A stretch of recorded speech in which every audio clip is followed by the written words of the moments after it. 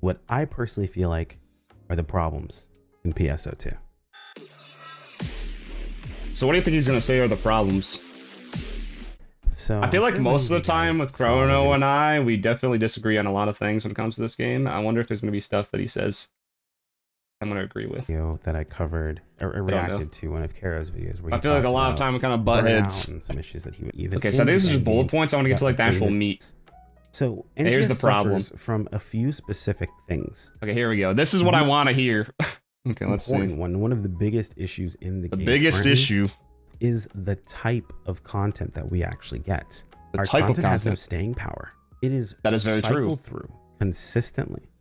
Exactly. And yeah, we get a lot of things that show up all the time, but none of it really. Yeah, well, a lot of times we just get like limited time quests or LTQs, which last like a week or sometimes just a couple of days, and they keep cycling through them. And even though they're happening all the time, they basically feel the same from one to the next, or just slightly different. And the game kind of asks you to keep spamming them over and over and over again to get all these like drops out of it, all these materials and stuff. And that's kind of just been like the gameplay for the most part. And every once in a while they have an actual quest that is permanent, but because of these other, just littler quests being released every so often, well, not every so often, but almost every fucking week or every couple of days, it obsoletes the permanent quests that got added. Because that permanent quest, like, let's say it's like a 4-man big boss thing that's actually like pretty cool to do, has like some mechanics to it. The drops in it are okay when it releases, but then something else comes out that gives the same drops or even better. That's just like this little piddly quest. So then that quest that just came out no longer is relevant because now there's this other thing that's easier to do that gives more. And that's kind of just been the cycle this game has gone through for the most part. It's kind of changed like a little bit from what it used to be. There are still quests that have technically staying power that are like things that you get exclusive drops from. However, most people don't do that because they did it when it released, so they got the things that they needed and are no longer doing it anymore. So it kind of leaves everybody else, like a new player or returning players, left behind, and they see that basically nobody's doing that content, so they're like, well, I guess I'll just wait until I get a new freebie. And yeah, they just stop playing again. Or they just don't come back. So it's like, technically there's like all these permanent quests in the game. Like purple triggers, these 4-man pieces of content, dual quests, ordinal tower, geometric labyrinth, but you're not going to do them because it's not relevant. You don't get anything good out of it. I think basically like the only things that people do right now are like the LTQ and urgent quests. And it's only certain urgent quests. Whatever is like the newest one to do. Right now there's literally limited time urgent quests that people are doing. Oh, there's also fucking Cannonball. I forgot about that. Nobody fucking remembers that shit. Get that shit out of here. Technically you can do this purple trigger or ordinal tower to get materials for what's called a Giga Trial. And that is technically still relevant. And that's technically still like the best thing to do for it. But like I said, most people that still play this game have already done that content and don't need the Giga Trials anymore. So everybody else is kind of like left in the dust. And plus, what they do a lot of the times as well, there's noise. What they do a lot of times as well is when they have these seasonal events that happen every other month, they kind of just give some of that stuff away. So like the materials to make the Giga Trial are Mega Trials, so that's what's in here, and you can get up to 20 of them. And then there's also the Prog Trias, which are also in here, which makes those. And then there's also Dero Trios, which make more Mega Trials. And then there's these Trials here, which are also a component to make more Megas. So they're kind of like giving you more of them through the seasonal event instead, so kind of pushing away from actually doing content and kind of just cycling through one piece that gives more seasonal points. So that can either be Combat Zone or the LTQ. And that's kind of just it most of the time, which makes the game boring. Let's see what else he has to say about that. really is memorable, nor does it matter. We have kind of almost optimized the content flow by complaining about the extra. I want to show you guys an example. I want to give you guys an example, right? And this is kind of part of what I thought personally was like a little silly that I saw complaints about. And then now that those complaints were answered, I'm seeing the repercussions of the situation, and it kind of upsets me a bit. One thing that was talked about in the video the other day was events. Kara mentioned, like, you know, events seem very lazy and they seem very, it's because they are formulaic, and the reality is they are. Exactly, they are. He's right. Yeah, they're exactly the same from one to the next. They have no uniqueness to them. They are the same. The seasonal events are exactly the same from beginning to end. It's just like a buttload of rewards that they kind of just hand to you that obsoletes other quests, and it's just a whole bunch of LTQs strung in a row, which are basically the same from every other limited time quest. And you just collect seasonal points and grab shit, and that's it. That's all it ever is. Sometimes there's like a special scratch tied to it, which is also just involving the LTQs. Have been boiled down and broken down into the exact optimal. There's no like special Christmas events where you do Christmas-like activities or have Christmas quests.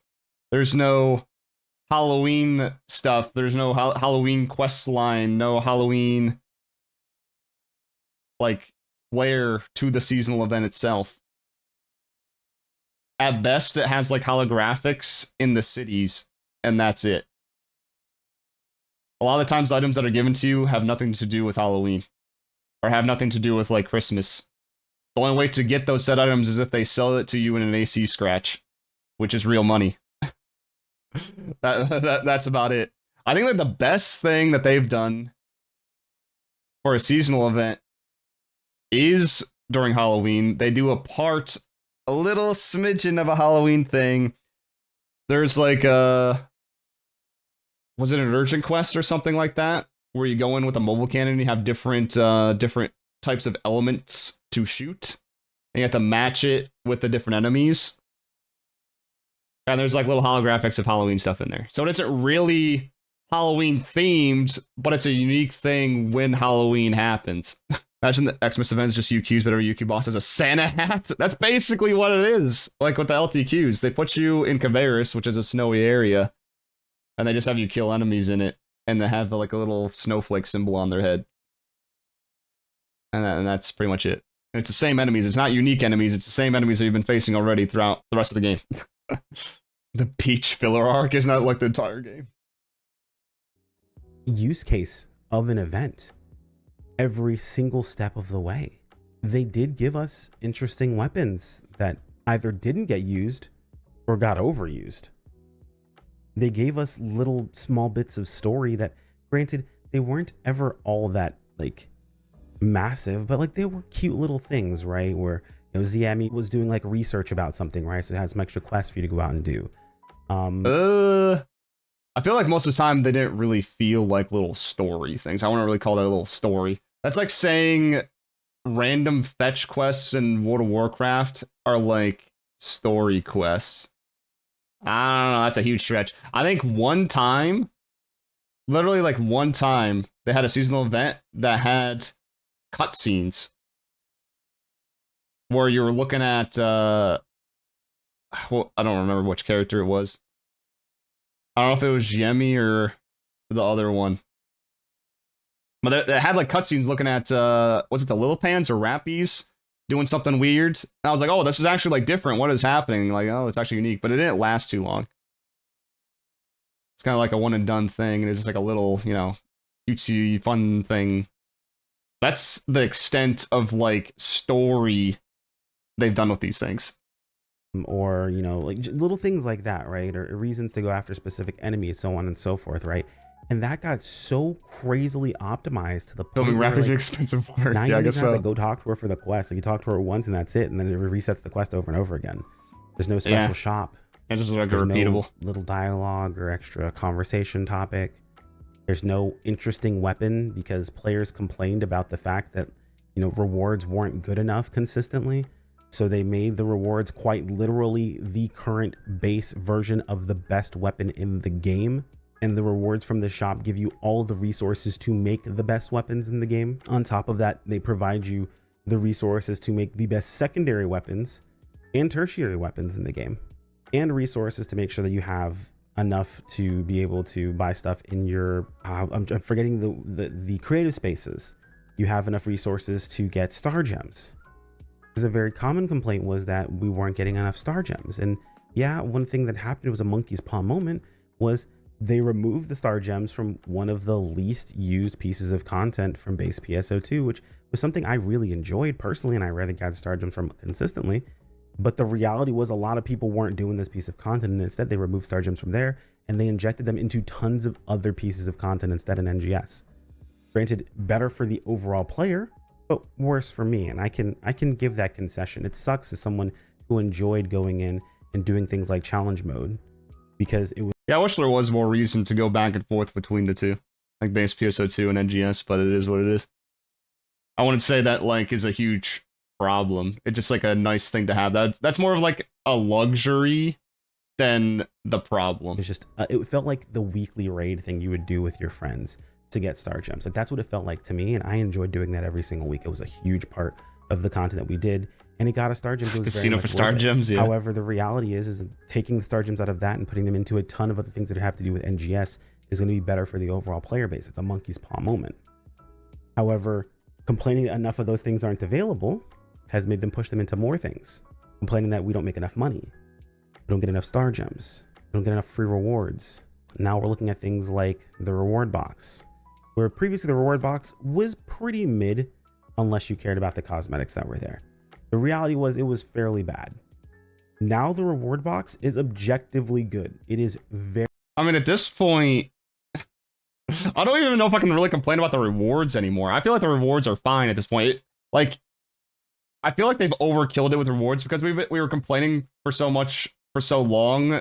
I think they went to the other side of the spectrum to where it's almost too good for some things, not everything, but some things, specifically limited time quests and whatnot. They're so rewarding to the point where you don't want to do anything else. And I think that is a huge issue. I just wish with the reward system, or just rewards in general, I wish it was more varied. So instead of just like everybody focusing on a singular quest because that's the best thing to do, I want there to be several best things to do, but those best things are for this specific thing, that specific thing, and that specific thing. Not one quest being the best for all of these things combined. I think that's how it should be, is like it has to be separated into little chunks. So there might be some common materials that are given in each of these three things. So like maybe the volts and the advances and stuff to upgrade the Exelio thing or whatever. But like certain augments from here, certain augments from here, and certain augments from there. I think that's like the best part to split, or like even certain kind of weapons from here, there, and there that are different. So like have more variety with the series, have more variety with the builds, have more items to equip that isn't just like a strict or like a straight upgrade. It's like a side grade thing, and it actually like can completely change your build depending on which one you choose. Not just like, oh, there's only this one weapon series, there's only this one armor set.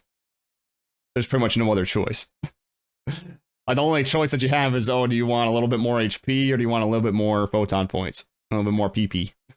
Pretty much that's the only choice that we have right now. Very, very good. There are technically like 3 weapon series right now. 2 of them are super rare as fuck. And the other one's like upgradable.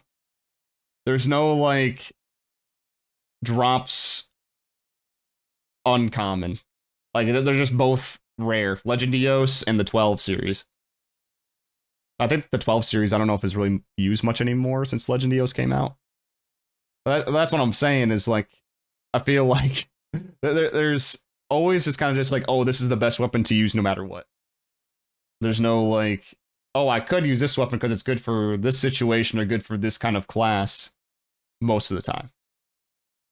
I think when it was just 12 and the Acrocelio, some classes, like just like a couple, had the 12 series be better than the Acrocelio. That was only like a couple. I would rather it be like every class can use either. It's more like, oh, this is best for this kind of gameplay. This is best for that kind of gameplay. Not, oh, this weapon's best for these two classes. This weapon's best for the rest. However, it is substantially less exciting because it is just currency. It is just an injection of currency overall. And it's way less exciting than a lot of those accessories that people were kind of hoping they'd see again.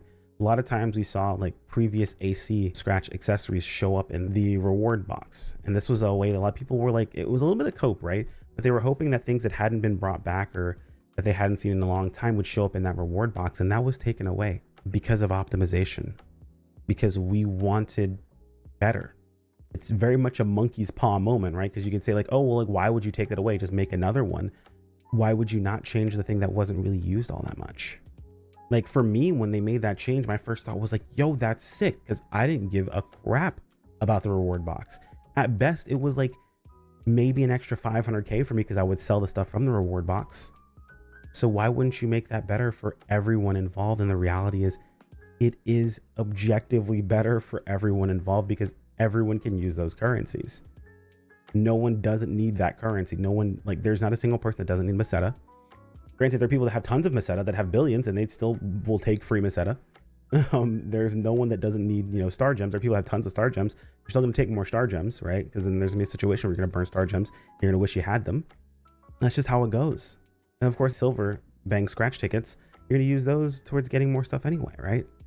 So no matter how you look at it, objectively, it's going to be beneficial for everyone. But when we look at it from the perspective of giving us more and giving us more and giving us more, we're losing out on the things that are actually important that make the game interesting. We have essentially optimized everything to the point of boredom. It's boring. There's nothing extra involved in it. And that's just when we look at it from the perspective of events, right? Like we're not even looking at everything. I don't know. I feel like the reward box thing is a bit of a stretch. Because you are still getting star gems and can still use that for cosmetics. So, I mean, I don't see really much of an issue with that. And then they can always put out other kind of shops or scratches, like SG scratches, that do involve the kind of items that they would put in the reward box anyways. So I don't think it really takes anything away. It's kind of just like up to SEGA to kind of choose to do that or not. But I think ultimately, like, you can still get cosmetics with that Meseta that you're earning and the SG. It's just now you actually have a choice of what you're getting instead of it just being some random thing in a box. So I think, like, the way that it is better. I guess it's like, it's probably less exciting though for those that want those kind of cosmetics, but it's definitely way better overall, like you were saying. Like, it's better overall for everybody because people can use that for any cosmetic that they want, or at least what's available in the player market in the current SG scratch. Anything else that's going along with this. So I don't know if I fully agree with the tiers. Reward box thing. I don't know who is complaining about drops anymore. I don't understand. Yeah, I don't think there's really like much of a complaint for drops besides just variety of drops. Like I want there to be multiple rare things to go for instead of one rare thing. I want there to be variety in terms of builds instead of just one set of augments for everybody. That's what I want more. So that's kind of like more like a system or mechanics thing and not really like necessarily like a rewards thing, I guess. It's like build variety. That's more what I want. Because literally everything worth doing gives you so many of these drops that augments, like literally our best in stock augments, aren't worth anything anymore. They're not. They completely remove the need to touch any of the old dual quests. You don't have to use any of them by giving you all the drops in the current tier stuff. They have heavily optimized and heavily inflated the drop pool to make it substantially better for everything. Because a very common thing that I heard over and over again where the drops suck, we don't get good enough rewards. And in the current state of the game, but at the same time, like, were we wrong? We weren't wrong that it was bad. So I don't know if you can really pin that on us, the players, because they were fucking bad. They were god awful. I literally like would do like a UQ and get nothing of value. Literally nothing. A thing that shows up every few hours once and get nothing for it. So it was definitely bad. It was bad. I should get at least a little something. Not even close.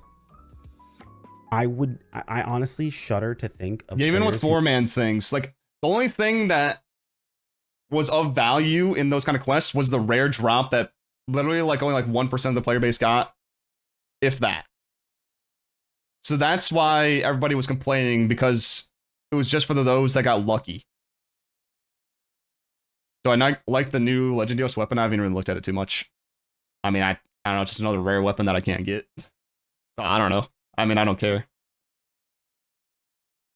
I'm not really like a guy that goes super crazy for like the rare drops like that, especially since there's only one to go for. Because like what I've been playing PSO lately, like the original Phantasy Star Online, and there isn't just one rare drop to go for. There's a bajillion rare drops to go for that are good for a whole bunch of different kinds of builds in the game. And it's like there's rare armor, there's rare augments or units, there's rare weapons and different kinds of weapons, and they're used for different scenarios because they have different kinds of buffs. But this game doesn't fucking have that. And this game doesn't have that kind of stuff. And also you don't level up to max instantly. It actually takes some time. Actually feel value leveling up. Yeah, there's no middle ground. Yeah, it's either just trash or things are super rare. That's been like a big problem. Who are currently playing the game with no upgrades. That I've been saying since almost day one. Like, you can go back in some of my videos where I rant about some of this stuff. And I definitely have said that before, where there's no middle ground for loot. There's no like anything. But that has now since changed, at least in terms of augments. However, I didn't want all of the augments to drop in a singular quest. That is not what I was asking for.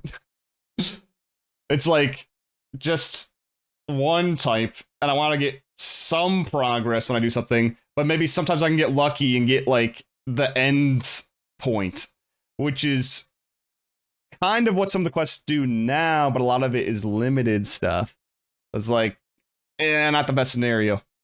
Because like you can get the Magis Gladius Soul, for instance, to drop, which is like one of the better things, right? One of the best augments.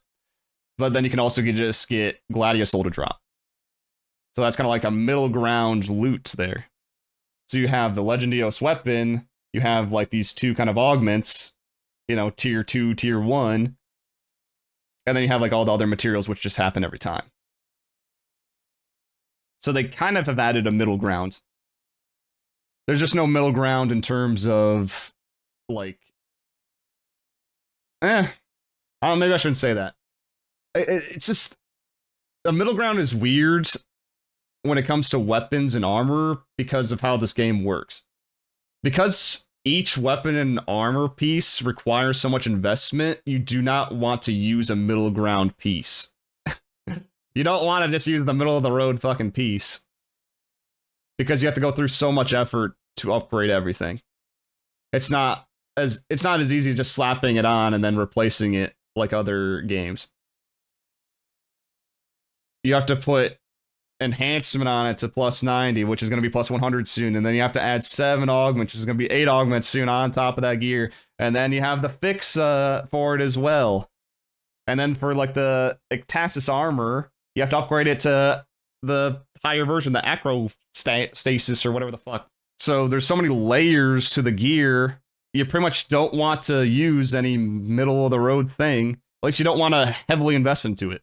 That's why a lot of people use the freebie gear that's handed out. And they only use that until they finally get, like, the best thing currently. But a lot of times when they do get that best thing that's rare, they would rather sell it for Meseta than actually use it. Because it's just worth so much Meseta because it's so rare. They would rather just do that to get cosmetics now then use it themselves, put so much investment into it for it to be replaced later, and then not be able to sell it for anything. That's exactly why they handed freebie gear. It's because people don't want to upgrade middle of the road things. They'd rather just stick with what they have until they get the best thing and then maybe use it, or they'd rather just sell it. But with the freebie stuff, it's kind of just like a baseline that's almost enforced. It's partially enforced by like battle power requirements and stuff. So you can't really like not have freebie gear because of how the game is, which I think he was kind of talking about at some point. I don't know if he's going to talk about it later. The base stuff, and they're just collecting whatever the game gives them and not selling it because they don't have access to the shop or whatever it happens to be. I want to see what their actual stocks look like. I'm curious because I'm going to show you guys really quick here. It's kind of like a little bit of a mix in between. Let me go ahead and pull up my inventory. And I'll tell you right now, I haven't really paid any attention to this for a very long time. But if I go, let's say Gladia, I have 66 Gladia souls. I have 4 Grand Gladia souls. If I were to search Maste, 32 Gigas Mastes, a Glen Gigas Maste sitting in here, 2 Magis Gigas Mastes sitting in here. If I just search Magis in general, so let's see. Is this really like a problem? He only has like 1 or 2 of like the actual good stuff. Like, sure, he has the 32 of these Gigas Mastes, but what does it take? 5 of these each to make one of these? That's like 6 more. And he plays this game every day. Is that a problem? If I've got, like, I haven't paid attention. Yeah, okay, so I haven't played a whole lot. So I only have these 2 modules. I probably sold the other ones that were actually useful. We took at Lux. I have 4 Lux Hal Finales. This is a best in slot augment in the game currently. It's 310k. The most expensive augments in the game right now for your gear. You have 343. Holy shit. It used to not be this way. It used to be the other way around. These used to be the cheapest augments, but the most expensive augments in your gear currently are the paid ones. In the past, I always told people it doesn't make any sense why you guys are so upset about the Roddies and all of these things, because they're the cheapest augments on your setups, right? I would argue that it's still kind of the cheapest. I don't know. I just bought a Ratty for like, what, 4 mil? So like if you were to use like 10 Luxes, that's almost going to be as much. Because like you got to remember, these are 100% augments. These are not. These are 7%. So if you want to equate to this, you need to stack 10 and also use a booster. When you're looking at things like Lux Hal Finale, when it was... And keep in mind, this is better. This is 6%. This is like 5%. 8 mil. 10 of those is 80 mil. So the value of that one augment, because if you look at something like a capsule, the capsule is 100% to get the same... Wait, 80? Wait, what? 80 mil? What are you talking about? Why would you buy 10 Raddies? Or was you talking about the Lux? He's talking about like how it used to be? I think I missed something. In the past, I always told people it doesn't make any sense why you guys are so upset about the Roddies and all of these things, because they're the cheapest augments on your setups, right? When you're looking at things like Lux Hal Finale, when it was 8 mil. Okay, yeah, win. 10 of those is 80 mil. I missed that part. So the value of that one augment, because if you look at something like a capsule, the capsule is 100% to get the same value of that, and not even... Yeah, I think it being 8 mil was ridiculous. I don't think it should have been that way. I think how it is now is fine. But to get a close value of that, you would need 10 of them. So that's 80 mil versus like, you know, a Roddy, which I mean... Because Lux Hal Finale has been around for how long now? This is like one of the first augments of the current tier that we're using. Like this is one of the first best in slot augments that we currently have that to come out. So we've been using this for, I gotta say, over a year at least, if not more. It's been a while. So if it stayed at 8 mil up to this point, that would be so bad. That would be so bad. You only use one aug per attempt. You like Maceta? Yeah, I mean, I try to do that, but it doesn't really work out. Sometimes you gotta use like 20 some, like I did. The time we're looking at augments, if we're looking at the exact time frame, because you know you just keep failing and failing and failing and failing. Specifically, you'd be looking at things like they're between 4 to 8 mil, and you'd be looking at like 12 to 15 mil for things like parfaits. Granted, prices and inflated, and we'll talk about that here in just a moment. But like that's what you would be looking at. And I was like, yeah, I think with the prices how they currently are, they are still expensive enough to where it's like, it's a decent chunk of money. You still got to use a lot of resources. So you're either buying one at a time, using a booster and an Aug Protect, and it's going to take you a lot if you're unlucky, or still at least a few if you got like average luck. And you have to use this on 4 pieces of gear, by the way. So you have to at least get 4. So I think you're still spending like over $1 million or something, or you're earning them yourself. So I just don't see the issue. I think it's actually in a better spot now than what it was. I think the main problem is just the quests themselves and what's dropping these, and not enough variety of quests are available to drop stuff like this. I think that is the issue. I don't think them being this price is the problem. Guys, these are cheaper. Like, this is cheaper than best in slot augments. I would recommend that being. And it also allows people to actually use fucking multiple weapons finally, and not have to spend hundreds of millions of Meseta to be able to do so. You can actually use more than one weapon. You can play multiple classes and have good augments in it. The first thing that you augment is getting those capsules because they're guarantees and they were super cheap. I know most people only play one class, so that's why it feels like it's, not a lot of Meseta, but it actually, opens up the door to play more than one class. Yeah, it's also going to change soon, and, like, the price for this, whatever the new augment's going to be crazy because it's new. That's just how it always works. The longer something is in the game, the less value it's going to have because more people already have it. It's like once you have it, you don't need it again. Especially because we have augment transfer. The augment transfer passes. So it's like once you have it on a piece of gear, you do not need to augment it again. As long as you keep getting augment transfer passes. That's just how it is. Comparatively to the other augments that were super expensive. Now it's flipped. It's reversed. If someone wants to complain about these being pay to win and it's unfair, I can't argue with them because they're right. It's insane. These are the most expensive augments for us right now because these have been diminished so heavily. But the Ratty and Lars are also the best. Everything gives everything. That even if you want to go out there and let's say do the current piece of content, it's not even very far in price. Well, he's buying Deft, by the way. So his price is a little bit skewed. He's buying Deft Parfaits because he's a fucking maniac. So these are like 30 mil or something. But you can buy Ratties for like 4 mil. Or something like that. I'm sure when, like, if you buy them as a scratch comes out for these, you can buy them for even less. Anything. You're not going to make anything at all. Like, there's no drive to go after it because it's not worth anything. Yeah, SEGA likes money. We're to the point now that I'm legitimately considering augment transferring my weapons and my 2 units that I have that have S augments and my Magus on it, and not transferring a unit, like making a new unit. Making a new unit, if we get new units, is actually worth more to me, or sorry, it's actually cheaper than making a new weapon because of EX augment combos. I haven't transferred mine over here, but like, just let that settle in. We're in a situation now where our augments, our best in slot gear, is so cheap that it's not even worth going after if you already have your stuff. And that comes purely, and that's not to say like, oh, this is a terrible thing. This is screwed up. This doesn't work anymore. This is wrong. But that's simply to show you guys when people say things like the rewards aren't good enough, that's what that has created. We now are in a system where the rewards are so good, they're worthless. They don't have.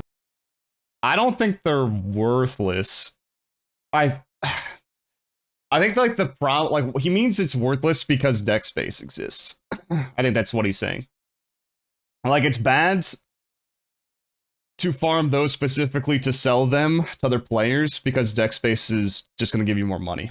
Yeah, exactly. I don't think. I think this is actually better for the health of the game that every augment isn't like fucking 8 to 10 mil. Because I think he's forgetting the fact that people want to buy cosmetics too. People want to buy cosmetics. People want to spend their Meseta on other things besides just gearing. I feel like a lot of people choose to not spend on gearing because they'd rather spend on cosmetics. Like almost 90% of the time, if not more, people would rather spend on the cosmetics because that is the main draw of the game. That is like the ultimate prize to people, is the cosmetics that they can get, then upping their potency number by a few points. Yes, fashion is the end game, as people always say.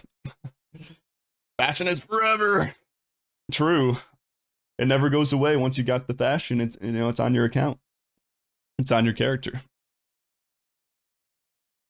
They are worth less than they are or were. I think he would have said it that way then instead of saying worthless. Because I think he would have said worth less, not worthless. Kind of combined together. I think he actually means worthless. Aren't good enough. That's what that has created. We now are in a system where the rewards are so good, they're worthless. They don't have any value. That's not true. They don't have any value. But they don't have nearly as much value as they used to have. Seeing best. He did say worthless and he did say it, but then he changed his mind. Okay. He changed his mind afterwards, but he was saying that originally. Best in slot augments be below a mil is insane to me. It is no longer the biggest concern a lot of people had for a long time were the, what are they called? The protects. I have 38 of them. They're almost worthless to me, to be perfectly honest, because it's not worth protecting any of the augments that you're going to RNG with. It just isn't anymore. And from some people's perspective, that's a great thing. They're like, yo, that's awesome. That's what I'm saying. That's awesome. Gear up much easier. You're absolutely right. But the second half of the situation is what's causing it not to feel like it's worth it. We have no defined progression path.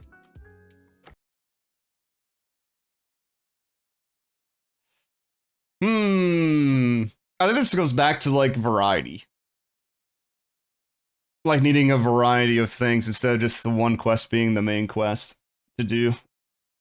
I think it's just mainly that. Yeah, I think it's because he was able to get this stuff. Because he is a gearing kind of guy. I feel like he isn't huge on cosmetics. Because he's always...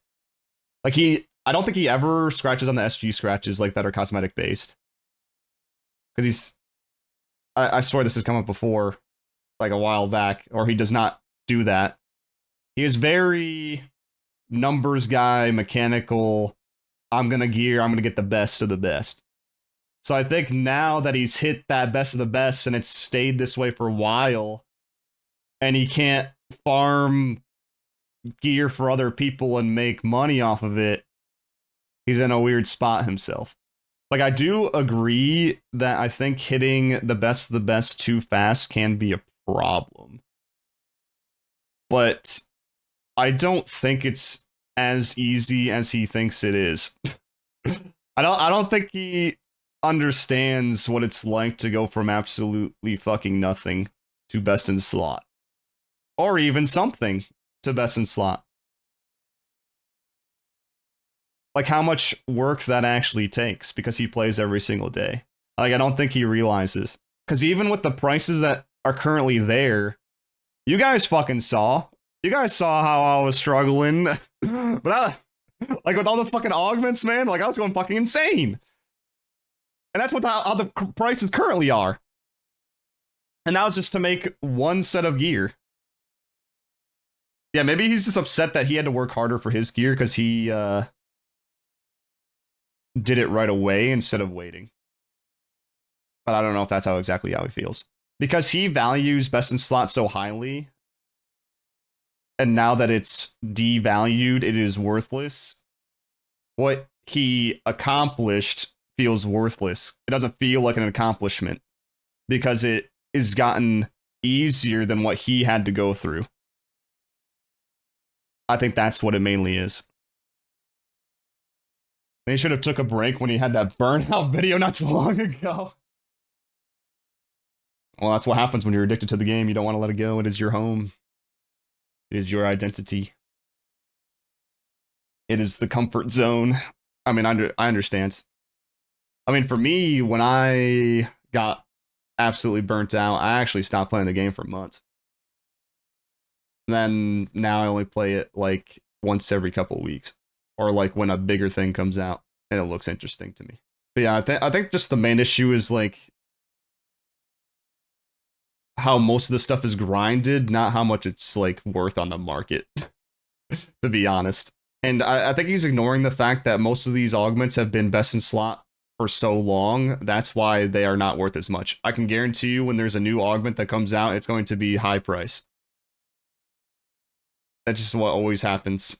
Unless if they just give it to us in droves, or it's super fucking common, I can guarantee you that it's going to be expensive as fuck. It always is. And then the longer it is the best in slot, the cheaper and cheaper it'll get because more and more people have it. So I think his logic on this is a bit skewed. Because also keep in mind, we have variants to these best of slots too. We have the Modges, which have been coming out the last few months. So that's even extended the longevity of these augments longer than what it has been done in the past.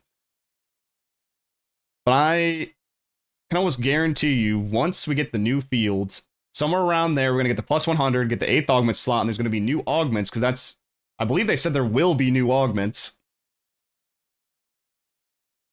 I can basically guarantee you that at least one of those new augments will be expensive as fuck. Because it's going to be rarer or harder to make. It's going to involve a lot. So, but, I mean, we'll see. You can hold me to it, but we'll see. We don't really have a situation where the player is asked to move outside of the start gate. You get a set of gear to start with, and you never have to move forward. So when you do move forward, it never feels like it's worth it. You didn't work to get there. You didn't do anything to get there. You weren't even stopped by the game to get there. Now, I think this is like a yes and no thing. I think in the past, this is definitely true 100%. But I think recently things have been getting harder. Like some things actually feel like a challenge. Like Masquerade 100, for instance. I would say if you have freebie gear, if you somehow get to rank 100 with freebie gear, and then actually do rank 100, you're a fucking god. You are a fucking god if you somehow do that. I think like there you'll definitely feel it. And then with the 4-man content, I feel like even with those, freebie gear can be difficult. I mean, they haven't done a 4-man in a while, but I think a new 4-man's actually coming up very, very soon, which I believe is going to be Vile, right? They teased it. So I think with the 4-man Vile quest, that's going to be difficult for somebody with just freebie gear. Clear level 100 with free gear, heard? Do you even have it available? Do you have it unlocked? If you do get to level 100 with freebie gear, why would you upgrade? That's what I'm saying. Like, I haven't heard anybody do it, but maybe, you know. That's the thing. I don't know if you could do it in time. Like, there's time limits. And even then, I think you get your ass handed to you. Like, rank 100 is such a nice challenge. It just is shitty because it's kind of like a one and done thing. Like, once you do it, you've kind of done it. There isn't much of an incentive to keep repeating the highest rank. It would be crazy, but funny, is if they made it like a weekly. You have to do level 100 as a weekly to get stuff. That would be something. Asking people to go through the 100 ranks for that. I don't think they would ever do that. But that'd be crazy. I feel like definitely the average player would not be able to do that. But hey, it might be an incentive to actually try for it. I don't know. Depending on what that reward would be. I don't think the 20 SG would be enough. It'd have to be more than that or something else. Ignore it like you ignore the 20 SG weekly. Yeah, that's what I'm saying. I don't think it could be the same as that. Yeah, I feel like when new content comes out that isn't like LTQ and stuff like that, you know, the normie thing to do, I think you actually kind of want upgrades. You actually feel the upgrades in those, in my opinion. I just don't know if Chrono has noticed it as much because he's almost always in best in slot. Like, he always goes for it right away. So he doesn't know how it feels to be in freebie gear.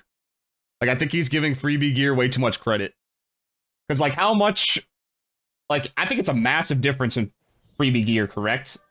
Because right now, my potency is 375.2. I think the difference is almost 100% potency, if not more, but I could be wrong. Okay, so we got this.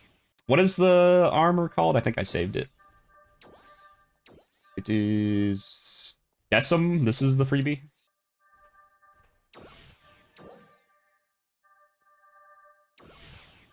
Yeah, it's definitely more than 100.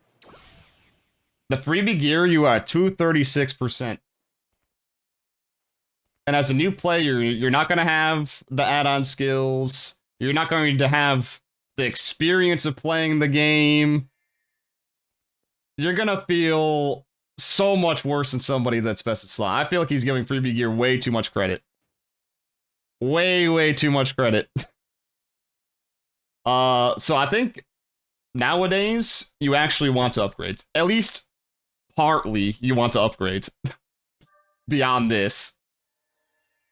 I feel like for most people, they probably just go maybe to like Acrotasis if they care. And the Acrocelio, and maybe just slap in some like LCs and stuff. You know, that's like a bit better. And, you know, I'd recommend doing like the Lars and Ratty, you know? And then, of course, having EXs in your weapon. So, like, all this would be LC versions. And then you would have, like, the Ratty and Lars. Because those are 100% guarantees that are better than everything else. And basically the same price as buying 10 of one of these things to guarantee it. Even your current gear is, like, 15% worse. Feels painful for you to make a mistake with augments because they're so expensive. Yeah. Yeah. Yeah, I would say even now, like, even with them being like 300,000 or up to a mil, like the Giga Trial is, I feel like that's still like a decent amount of money for most people. Like most people are not going to grind deck space to oblivion to get more attempts. You know, buy the augments and get more attempts. And I think that's good. I think deck space is boring as shit. I don't think it should be a requirement to do to progress. I think I'd rather do the other quests. I'd rather do the LTQs, the urgent quests, and get drops that way. Like he was accumulating all of those Giga Smash days and whatever else. I'd rather be like that than me have to do deck space for hours and hours and hours and hours and hours. Yeah, I was grinding purple triggers for Giga Trials. Like, fuck grinding deck space. I'd rather grind the purple trigger and get it myself. That's so much better to me. It's more fun that way. And I actually managed to get people together for it too. It was nice. So I think this whole part of the problem is not a problem. Again, I understand where in some situations it's great to be able to just pick up something and roll with it and have a good time. But in the current state of the game, the devs are more concerned. Now, could there be augments that are a little bit more expensive, are more rare to get? Sure. But every single augment? No. About everyone doing everything than they are about rewarding you for being able to get into that piece of content. And what it's done is it's created a situation where the content they funnel you into, they have to make sure it has everything that you need. Yeah, we're gonna get new best in slot soon. You're gonna be doing. I can, yeah, just because it's the only content worth doing. I can just feel it in bones. It kind of builds on itself over and over and over again. And part of this comes from the way that the game is structured as well. And it causes other issues too earlier on. One thing you'll notice is that there's not really an early game in PSO2 NGS. Yeah. It just doesn't really have an early game. And that's true. I like, the only thing you consider is like the early game is just going through the story and getting skill points. But that doesn't take a ton of time. You could literally do that in a day if you're really dedicated, you know, as like a new player. But I think for most you can probably do it in like a week, you know, without really trying. You know, if you just put in a couple hours here and there, you know, actually watching the cutscenes and stuff. If you skip the cutscenes, it'll be much faster. But yeah, if you're actually like watching the cutscenes, actually, you know, going around, maybe smacking some of those red boxes, getting the extra SG and Macedo and whatnot, then I think it would actually take like a week or so. That's basically the early game. And you kind of get thrust into the end game once you're done with the story. And you are, yeah, the story takes you to like max level. I don't know if they still have that campaign going on, or if it's like a permanent thing where once you get to Retem or complete Retem, you get like a XP ticket, and if you use it, it's like a whole bunch of XP to the get you to like level like 70 something or 80 from where you're at, which is, in my opinion, stupid, but it's a thing. I don't know why they give the XP ticket, but maybe they don't anymore. But as far as I know, it's still in there. I don't know if the ticket is like once per account or once per character. I want to say the XP ticket is gone. Maybe. Well, I think if you log into a character that's beyond that story point, you just get it automatically, right? That's what happened to this character for me. Yeah, I think. Did I? I don't know. I think I might have used it. Oh, that's base game. Oh no, there it is. But yeah, it's 100 million fucking XP, which gives you a bajillion levels. Gaiden was different, and they changed Gaiden. Gaiden used to give you a ton of XP, like 15 mil or something. Was it 15 mil? Not nearly as close as 100 mil, but I gave you like 15 mil, so I think the reason was because it was to close the gap to go to Caveris, because like they did this weird thing where it's like when it initially came out, you know, it was just Alio, and then you went to Retem, and then when we were playing, like at the time, we went back to Alio and then back to Retem. So new players who didn't experience that as it was happening, they can just kind of skip the levels that we got from the repeating going back and forth, so they could just go right to Caveris. Because there was no like story we had going back and forth. It was just like this weird revisit thing, just because they were reusing the areas. And that's all it was. But they have since changed Gaiden to not do that, and his XP that he did give you is now spread throughout the story instead. So you're still getting the XP, it's just not in one chunk anymore. Like, not just like, what just happened? Why did I gain 10 levels? Because so many people were confused about that. Like, did I accidentally cheat the game? Like, what? Did I break it? What happens here? The early game is once you finish the story. The story is like one giant tutorial. Yeah, so he just said the same thing. Yeah, just basically when you finish the story, do all the cocoons, the towers, get your skill points. That's pretty much the beginning. To be perfectly honest, and not a great. I'd basically say there's no mid game. It's kind of just like going through the story, and then you're just kind of at the end point. You get your freebie gear at level 65, which you just saw, with that a pith weapon and the decim armor. And I guess you kind of just like work your way from there. I mean, I guess you could call it mid game at that point, making your progress towards the best in slot augments.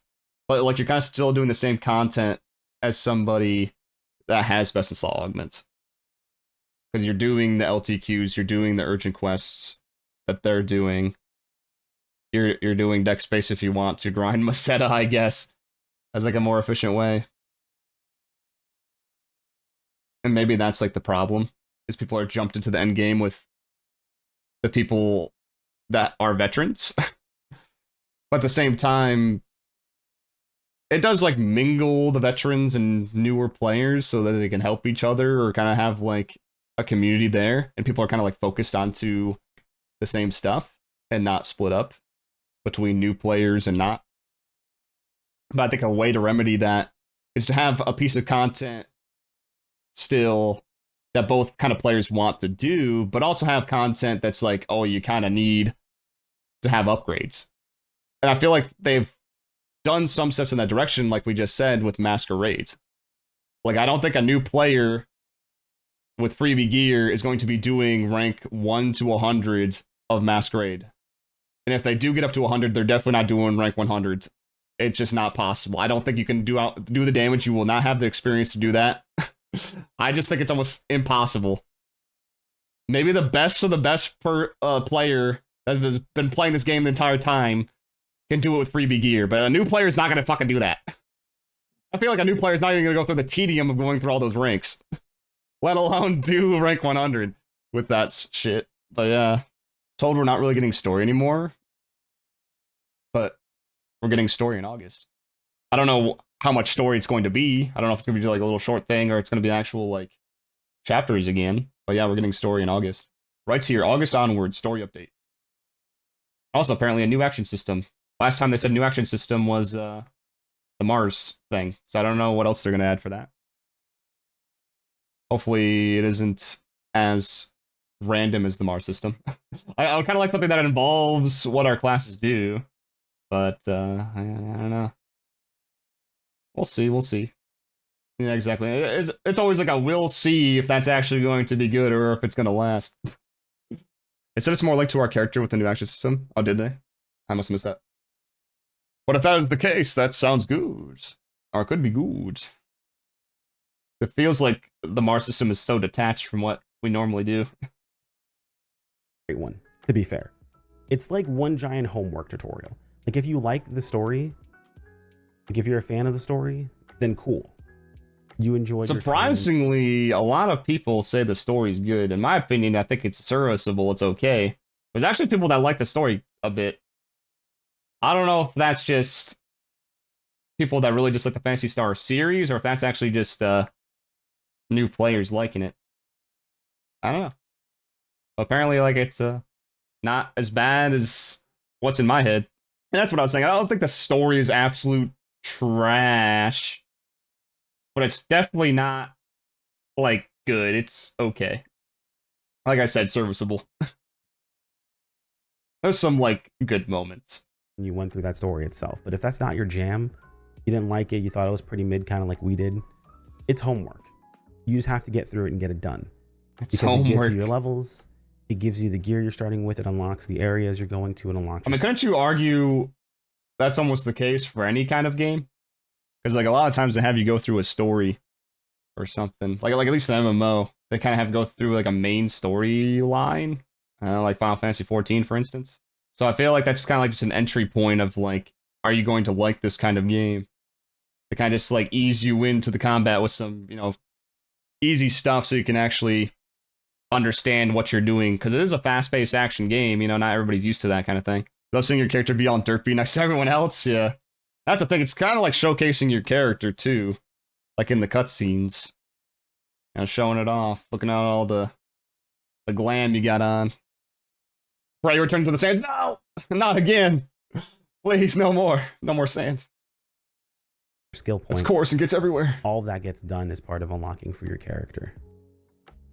And what it does is it creates a situation where the player feels like they need to get through the story as quickly as possible.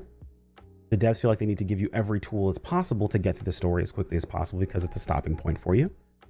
And you don't really ever go through it and experience it or enjoy it. I'm not saying I experienced the way I experienced it, but you never really experience or go through the story and actually, you know, appreciate what it is for what it is, so on and so forth, right? Like you never really have that moment. Even if it's not that great, you can't really have that moment the way that things are structured. Now, this is something that's very common amongst MMOs. Oops. You'll find the... I'm confused what he meant by that. So because you're just going through the story right now, you can't appreciate it for what it is? Do you guys know what he means by that? I mean, I think there's just people that just don't care for story and they'll skip through as fast as possible, and there are people that care for it. And that's just for any game. I think that's honestly just for any game.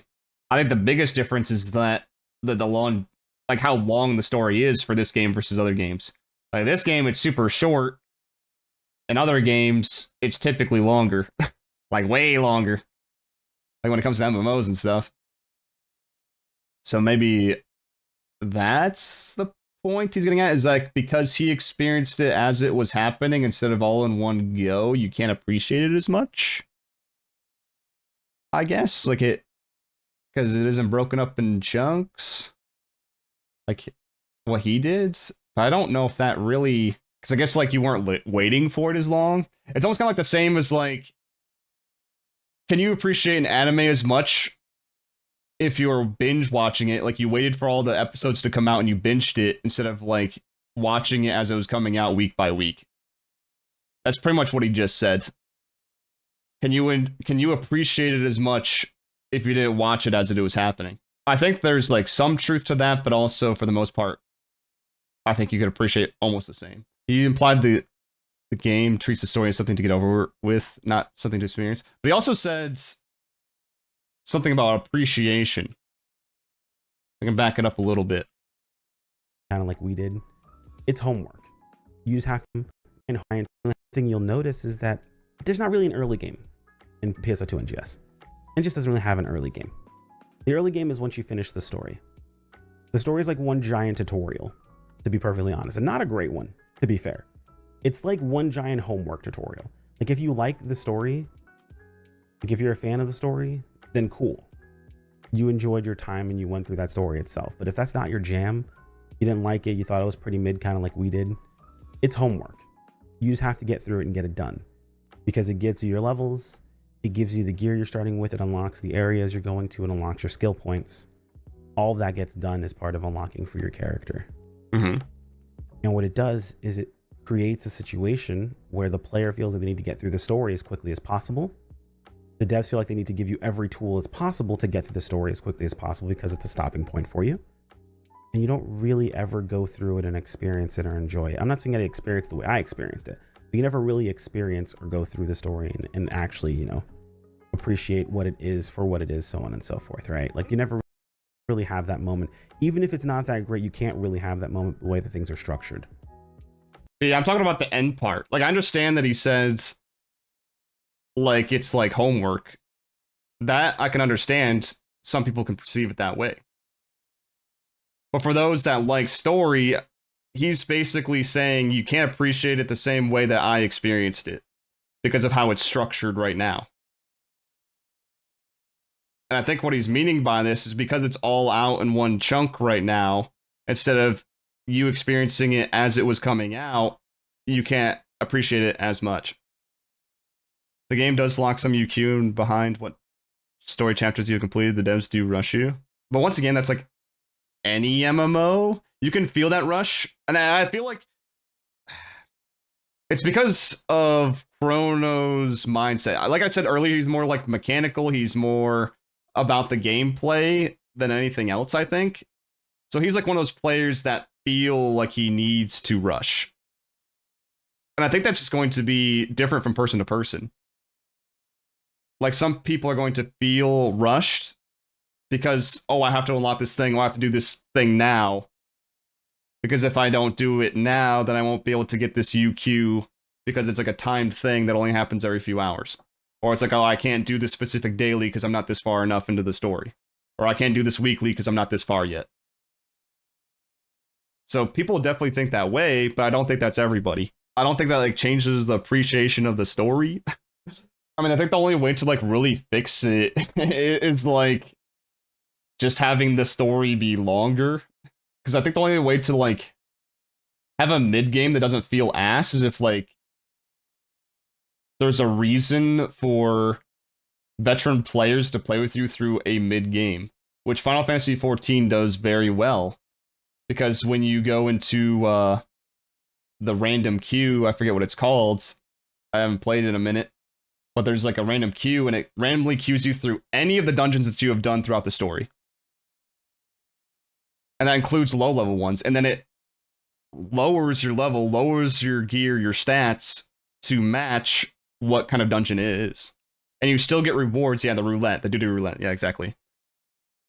So it matches down to where that person that's doing it for real, doing it for story, doing it for whatever, it matches you to them. And you still get a benefit for doing it. Like you're still getting good XP or money or whatever else you get for your character, no matter where you're at in the game. So I think that's the only way to have a mid game that doesn't feel like ass. Because if you don't have it that way, all of these veteran players are going to be at the end, and then nobody is going to be in the middle besides new players. There's just going to be way more people. This is how it always is. There's going to be way more people at the end than there is in the middle. That's just how it always is.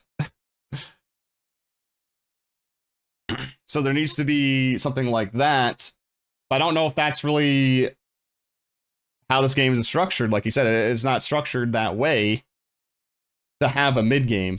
Because there's no like dungeons as part of the story. There's no like raids and stuff like that. It's kind of just like little encounters and kind of like 1v1s with bosses that don't really need the people. Like, there's no dungeons that you're doing. The only thing that could use multiple people is sometimes when they have you face against like a Dark Falls. I still don't understand like the appreciation part though. I think like when I was talking about it, where I was saying it's like there's a small truth to it. It's that like I feel like you as a community feel because you're all going through the same thing at the same time when something releases, you're gonna talk about it. You're gonna engage with it. Versus if you kind of just binge something and go to the end when, you know, it's already been released for a while, you're not going to have that community engagement. At least not nearly as much. Maybe you can talk about it to like a friend that just did it with you or something. But you're not going to have like the whole community, you know, talking about it because it just happened. It's like, oh, this thing that just happened in the story, holy shit, that was crazy. Or it's like, oh, I can't believe they did that. Like, what the fuck is this? So I think that's like the only part of it is like the community part of engaging together. I think you can still appreciate the story just the same in bulk than if you did it as it was coming out. And if you feel like rushing through the story, there's still the quest counter to go back through the story if you want to actually watch it. If it's not that great, you can't really have that moment the way that things are structured.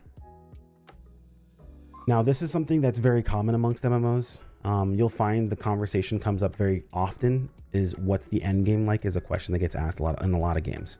Because the average MMO player or the average live service game player looks towards the end game. What's it like once I've done all of the beginning stuff and I'm a part of the major community and I'm doing things consistently? Like, what's it like when I get there, right? What is that process like? What is that journey, or what's that goal like? And it creates a situation where most players are concerned with that goal, and that's fine. That's a very common thing that happens in gaming. But then you take devs that also only care about that endpoint. They want to get you through everything else, and the endpoint's all they're really worried about.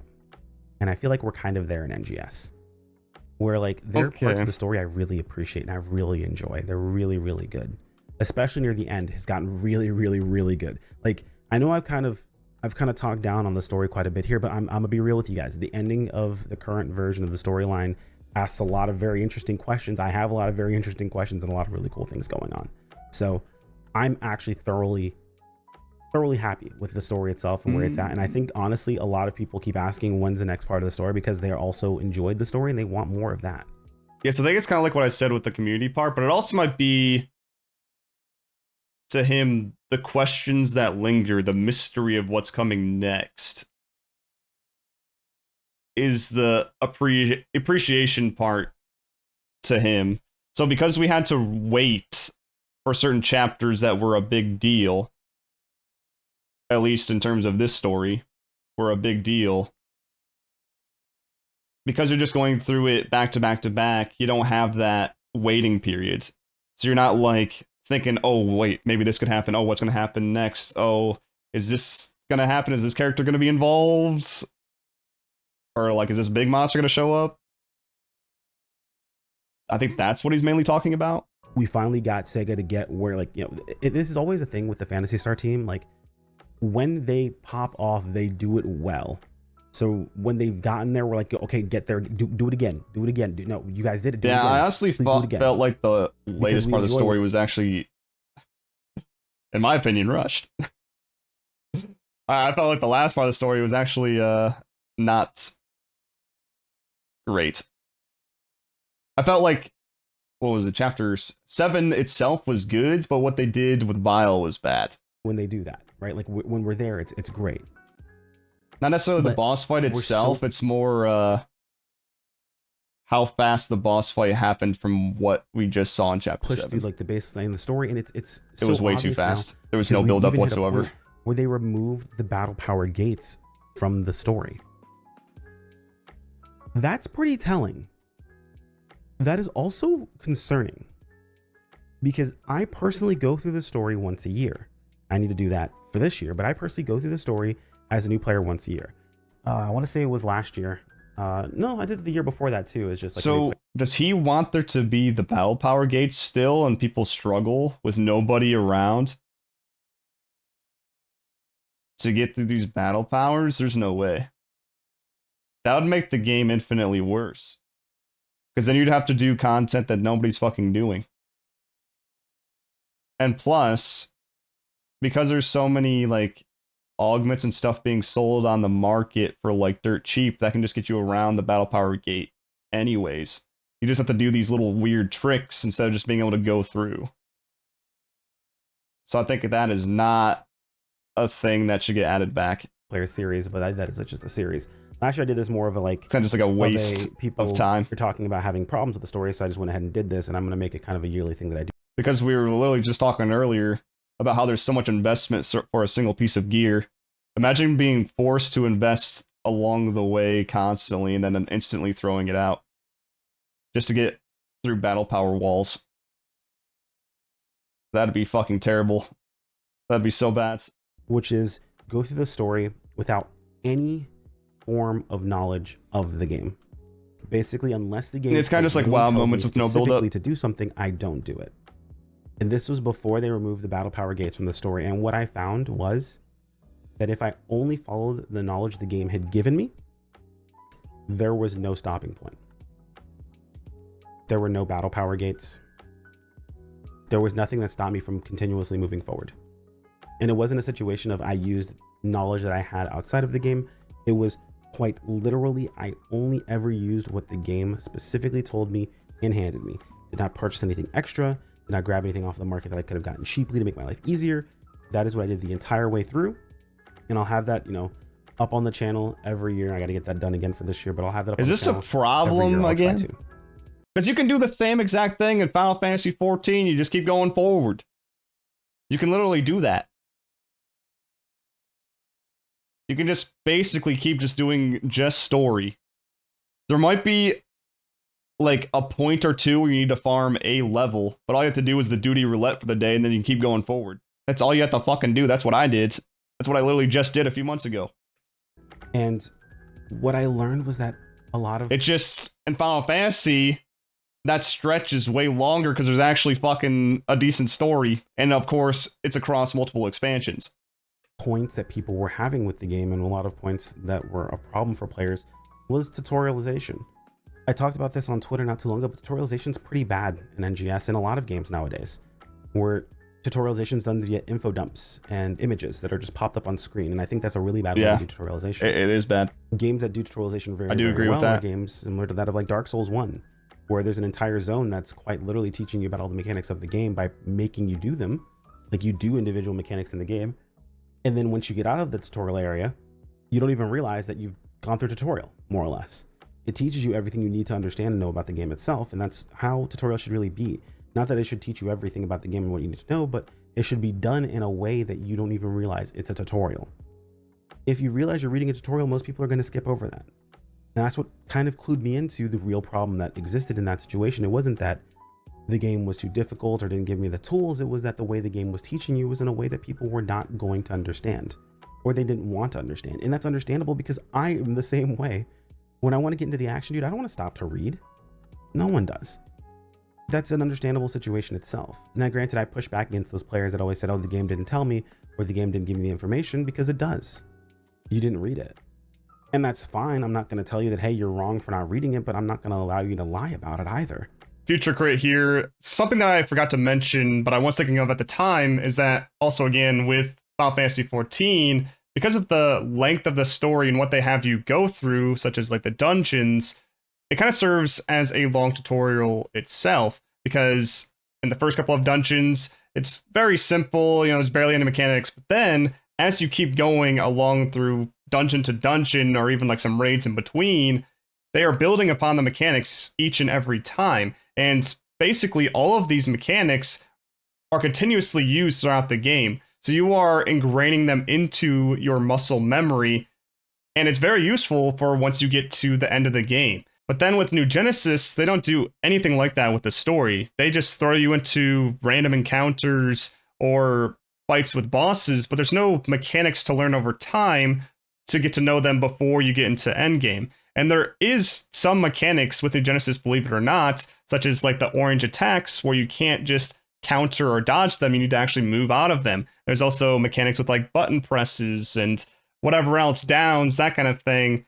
But all of these story quests really are at the moment are just testing areas for the new abilities that you're getting through like cocoons and towers, your class abilities. But that doesn't guarantee a new player is going to learn those set abilities. I'm trying to remember. I know there was like some story quest at the very beginning. There's one for sure that makes you multi-weapon. I don't know if that's still a thing. I know it makes you multi-weapon.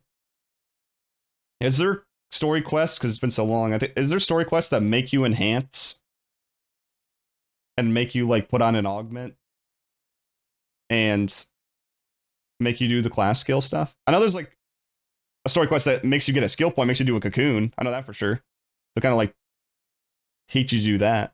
I think there is like a story quest to do the class skill, but can't remember if like the enhancement and the augment thing was just a side quest or if it was part of story. I don't remember. Situation where that's exactly what's going on, and that's totally. But also with that, it doesn't teach you very well. To be fair, it kind of just tells you, oh, throw some random gear to enhance. When in reality, that's like the worst thing that you could fucking do for enhancing because that's such a waste of Meseta. But yeah, fine. Like again, everyone has their sort of situation themselves. Everyone is different and unique. Maybe you're cool with reading, maybe you like that, but I know personally, I don't like having to stop and read tutorials. I'll do it. Doesn't mean I enjoyed it. That's just one of those situations that exists when it comes down to the whole gaming situation. But like going back to our original topic here is the whole battle power situation. The battle power gating is what we realized is that players, the issue was the tutorialization had nothing to do with the battle power gates. But because players complained specifically about the battle power gates being a problem, they were removed. So now we have an entire storyline where the game never. Yeah, I think it's mainly because like you just get stuck in weird spots where nobody's at. I think that's like the main issue of like if they kept the battle power gates, that would have been the issue continuously. Is that so many people would be stuck behind these gates. Like they'd have to like do some random shit that nobody else is doing. They'll be all alone. I mean, like I said, you can do like little tricksy stuff by buying stuff of other people, but I don't think you should have to rely on buying things in the player market to get through the story. I don't think that should ever be a thing. Stops you to say, hey, are you doing the things that we gave you and we had you set up to do, so you were actually ready to do the next thing? That doesn't happen anymore. It teaches the entire thing, and then when you hit level 65, they just put all of the, and we joked about this, but honestly, this is the truth. They put the weapon and units into your inventory directly, locked, so you can't fuck it up. They make sure you don't have to go anywhere, you don't have to talk to anyone. There is no quest that you do or anything along those lines. Yeah, so level 65, you just it falls directly into your inventory. It is locked, weapons and units, so you cannot screw it up. And that is done because, in my opinion, players have proved that unless this is done, they will not get those items. Because even with doing that, I have still come across players that have used worse gear when they have had access to the. Yeah, I feel like for some people, if it isn't forcibly equipped, they won't use it because they don't know they have it because it's just thrown in there. And I feel like if it wasn't locked, they would just accidentally sell it with everything else too. They wouldn't realize that they'd gotten it, and they would just go, oh, bye-bye. So that's why. I mean, the only way to force people to gear is battle power gates. And that's the only way to actually force them. If they want to do the content. And even if they don't want to do the content, they're not going to do it. So the content has to be enticing enough to make them want to gear. And it has to be in a way to where like they have to have the gear. That like they need the gear. But also, I think no quest in any game should require best in slot.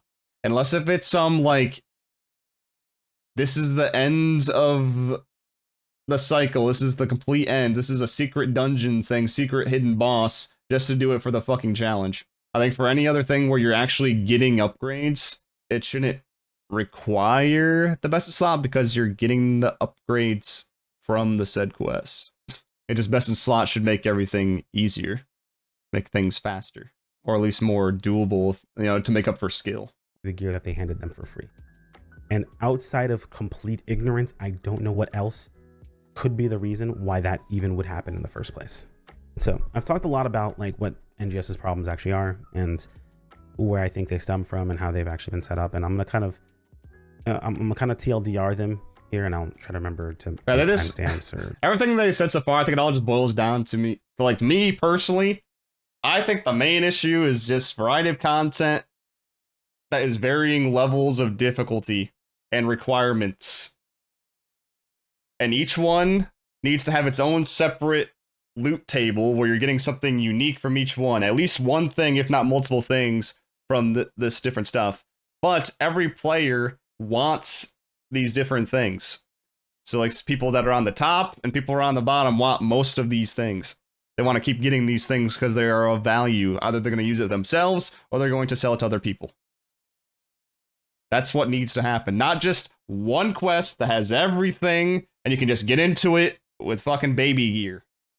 That is not how it should be, but that's how it is. That's how it currently is. But there needs to be more variety of content. That is the first step. That I think is the biggest fucking issue, is variety of content that lasts. And he was kind of talking about that in the beginning, but didn't really talk about it too much. Maybe he's going to get to it. But that, I think, is the biggest issue, not really what he was talking about here. Have my editor take care of timestamps, things like that. So I'm going to TLDR it right here. NGS has two major issues themselves. It's battle power gating. It really needs to be a thing, man. I know it. I think I agree with him here, but not throughout the story. I think it's like what I said. It has to be like at the end points. Because I think just getting through the story, like you said, it's kind of like the tutorial of the game. And I think there needs to be a variety of content at the end that requires different amounts of battle power.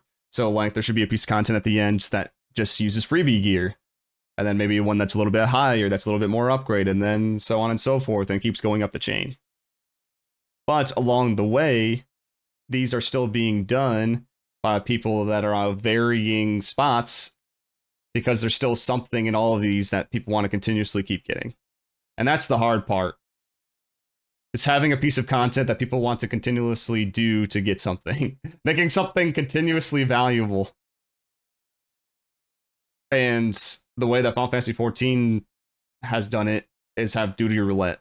So it kind of forces them to do different content, but still get rewards out of it no matter what. It's like you can stuff each one with cosmetics, but eventually they'll get the cosmetics, but I guess you can sell it to other people too. Unless if you want to make it not sellable, so you have to get it yourself. Maybe a mix of both. And then you'd have to have varying augments from each one. Different kinds that people want. You want varying gear about the different things. Maybe there can be some overlap with different quests. I mean, I guess like the main way to make it so people keep doing each quest is have some sort of Maseta rewards, SG reward, which they already kind of do. You literally just need to tie it to like a daily or a weekly, so people repeatedly do it to get Maseta or SG or other kinds of rewards. Like scratch tickets, etc. I mean, honestly, I thought that relay quest thing was a neat idea to have rotating LTQs, rapid firing. Every like other day, there's like a new LTQ and it keeps rotating and rotating and rotating. I think just mainly having that, but several at a time, and also making it interesting, and also having varying difficulties, but then also some other permanent things at the same time, all kind of just like all together at once. And then also seasonal events that aren't fucking boring and the same every single fucking time. That's kind of separate from all of that. Maybe you can evolve it a little bit, have a little flair. But I think what would be really good is if they tie the seasonal events with the collabs that they keep doing, because they've been doing a lot of collabs, and actually have interactions with the fucking characters from the collabs. Do some quest lines with those, make that the seasonal event. Holy shit. Maybe you could do that for once. Holy. Like, you've already done it before in PSO2. Like, please. It's like you already had the solutions. It's like, why did you just toss it in the fucking trash? Why are you creating problems again? Wish all these quests for what the cocoons and towers were. Yeah, that could be interesting. Yeah. Yeah, I wish the Cocoons of Towers would teach more about the mechanics instead of just being random things that don't matter a whole lot in the grand scheme of things. It's like, oh, a maze. Okay. Oh, a parkour little thing and they do a couple of jumps. All right. 5 types of cannonball with different augments. Please, no, please. It's like, fine, you can have 1 cannonball quest. But don't make that fucking everything, please. Gotta have some variety. Variety. Variety is the spice of life. All right, but let's hear him continue. What sucks not being able to get into a piece of content, but if the player is not told they need to make an effort to do things. It's like I partially agree with the Battlegate thing. I just don't think it needs to be part of the story. They're not pushed into it. They're not going to. That's just the long and short of it. And over that's true. Most people won't. Less optimization. I understand there were situations where, you know, certain things were just kind of meh. It's like, oh, whatever. But when you break away all of those interesting things and you leave just the framework behind, we run into a situation where we're being thrown here in content and things that really don't matter. We need staying power. Realistically speaking, honestly, I'm going to axe, I think I said beforehand, where the battle power thing is still an issue. But the real second problem is we need to slow the freak down, man. Slow the freak Realistically down. speaking, the concept of we need more content needs to disappear. We need content with staying power that you actively need to attempt to get into and do. Yeah. That is what we actually need. We need to have content that sticks around, that is impactful. We have a few pieces like that, but we keep kind of power creeping it in a sense. Things like Lucille eventually gets kind of redone and reworked and it comes back around. Things like Geometric Lab, they did twice, which was pretty solid. Those things need to be more impactful, need to be more consistent. And to be perfectly honest, yeah, I think it's just like what I said, just keep tying rewards that people continuously want. That's the only way to do that. Otherwise, the only other solution that can extend the longevity is make fucking everything rare in there, which sounds terrible. That sounds fucking terrible. There can be rare things, but there shouldn't. Not everything needs to be rare. Not everything needs to be rare. I think that would drive people up the wall. Content also needs to be a bit more random. I've said this before, but I'll say it again. Random is the spice of this gaming genre. That's why I was saying I like the relay quests. They've done so many LTQs at this point, they could literally just keep filtering them every single day, or even like almost every single hour, and just keep fucking doing it. Or when you start a quest, like an LTQ, it's like, it just spins the fucking wheel and puts you in one at random. It's like, oh, now you're doing this LTQ, oh, now you're doing this one. You kind of just get thrown in there. Kind of like if you randomize Mario Kart. Yeah, randomizes the map, and it can just put you in one. And it's like, there you go. They should do something like that. Have a roulette for LTQs. Or at least a pool of LTQs. It really is. There's no reason for Lucille to reset every day. There's no reason for Geometric Lab to continuously be what it is currently. I understand from a perspective of speedrunning, the consistency is there, but like, make a separate mode if you really want to do that sort of thing. I love my speedrunners, but we cannot not have a situation where things are more boring because they're more speedrunner friendly. Granted, maybe we have a different version when ARCS records come around. I think that'll be perfectly fine. I think that works out perfect in those situations. Again, I'm not talking about it from the perspective of understanding everything from it. I'm sure there are holes in what I've suggested, but it's just moving towards things being a bit better. Now, we've talked a lot about where the problem is. What do I want to see? What would I like to see things change? To be perfectly honest, these problems have already been solved in other games. And yeah, I'm going to reference previous games because quite literally there's something that references when it comes Phantasy. to MMOs, the best thing you can do is copy homework. The two biggest mainstays in the MMO community consistently copy homework from each other to an insane degree, to the point that they have admitted it and say that they do it all the time. It's Blizzard and Square Enix. Final Fantasy 14 or World of Warcraft. There it is. Solved a lot of these problems. Now, they're not perfect. They have their own issues. Any actual 14 players will know there are problems that still exist. And the way a lot of this is solved, to be perfectly honest, is proper scaling. Scaling would fix a lot of issues that I've mentioned here today. Now, granted, I'm not saying it's an easy fix. I'm not saying it's the fix that PSO2 should go with, but I want to propose to you a situation that maybe you haven't considered. Think of it this way. Let's say you log in for the day, and when you start doing content, instead of you just jumping into the LTQ, you open up a menu, and that menu is got a list of things that you can queue for. So you open up the map, you click on this item, and it says, is your daily random queue. I don't know what to call it. Let's call it your daily roulette. 14 players combat. There it is. So let's say it's nothing the same thing that I was saying earlier for this piece of content. And let's now pause where you are. Okay. And let's go to someone who just picked up the game not too long ago. They're going through the story, and they've hit the point of fighting Nextalia and Alia, right? It's a story quest where they are going to do the solo with 4 NPCs, right? Yeah, 2 NPCs you play with, and then the 1 extra you find. Yeah, the issue with doing it with stories, they'd definitely have to change a lot of it then to allow for multiplayer for those quests. And also, there could be like weird stuff with that because there's like cutscenes in the middle of the quests, and like what happens if one player tries to skip it?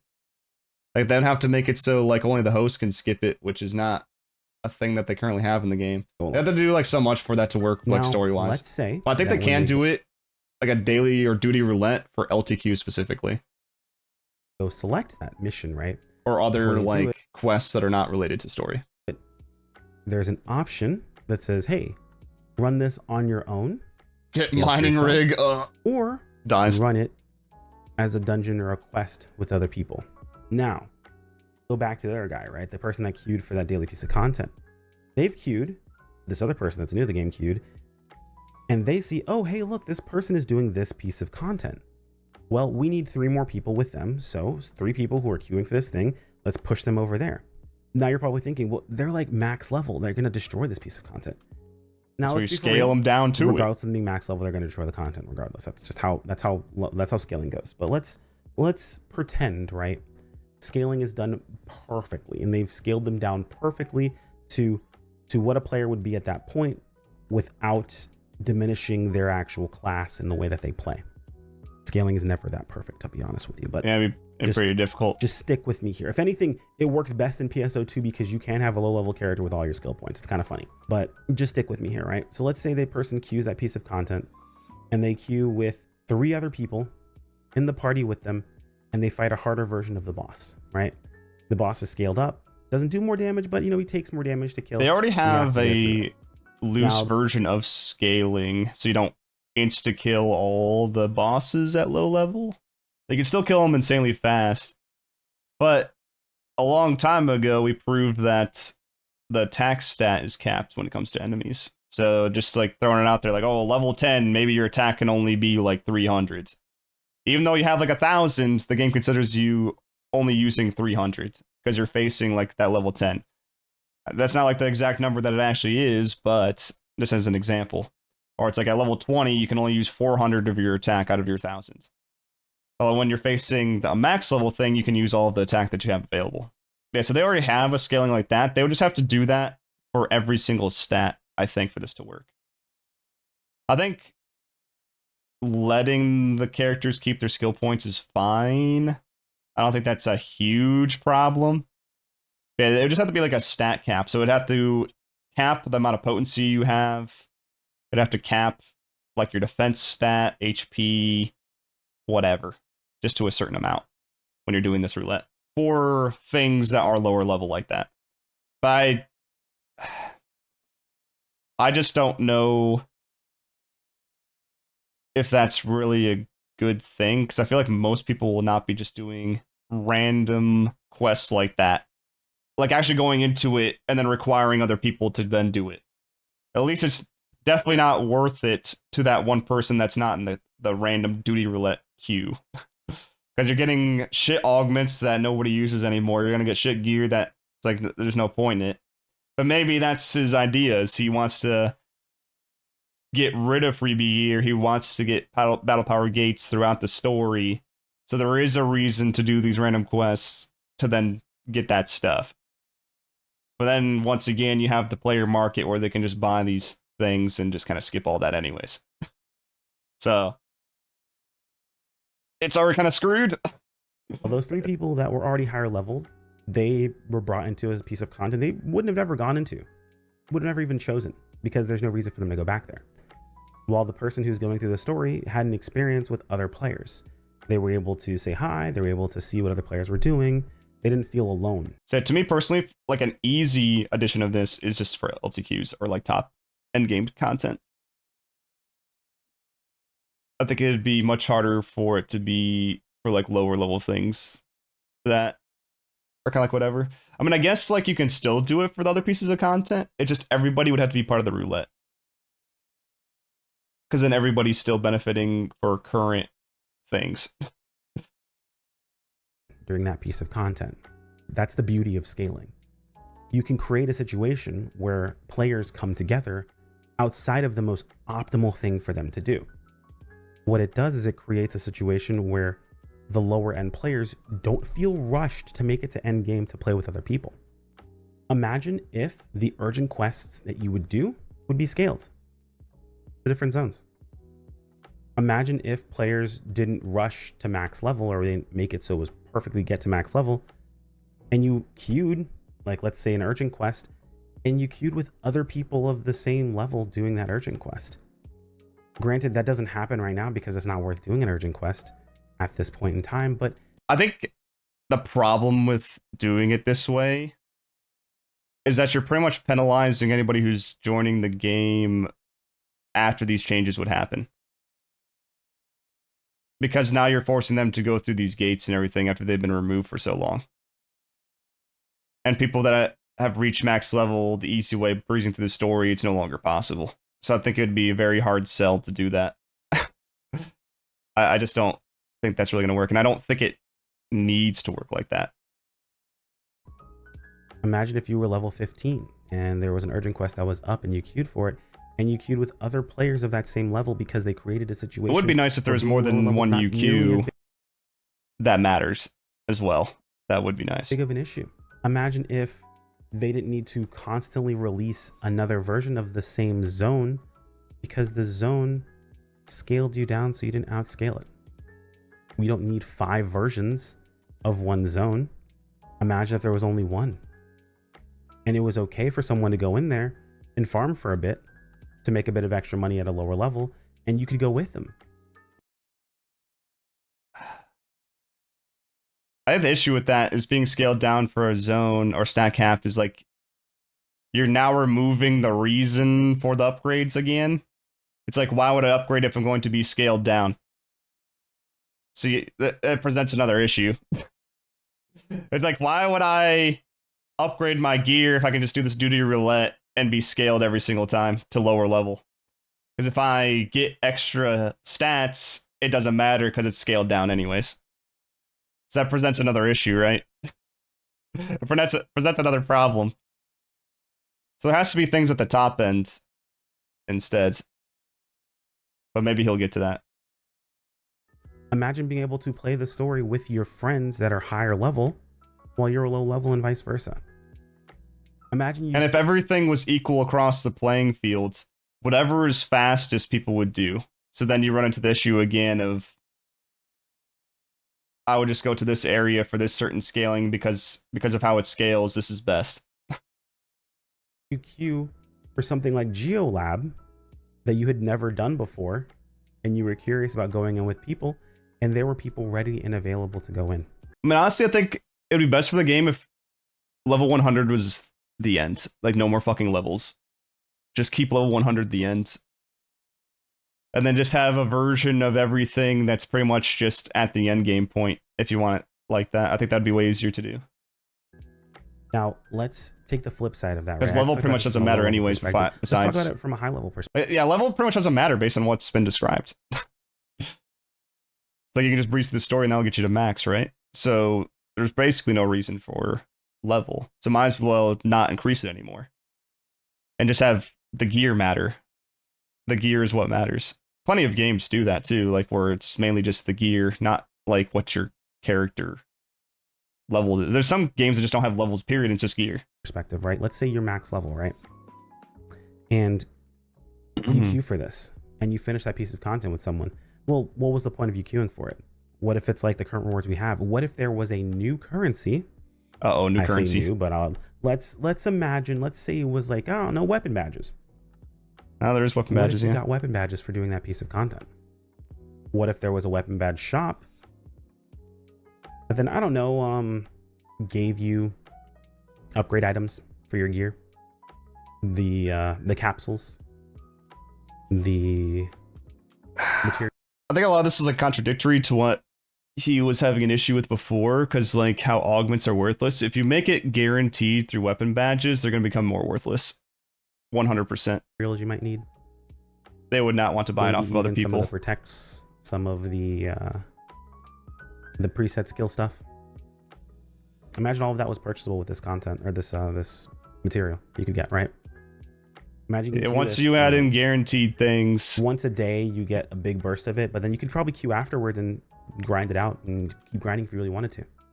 Now imagine they took away the requirement of Meseta from these upgrades, and it was primarily with currency that was gathered from doing the scaled content.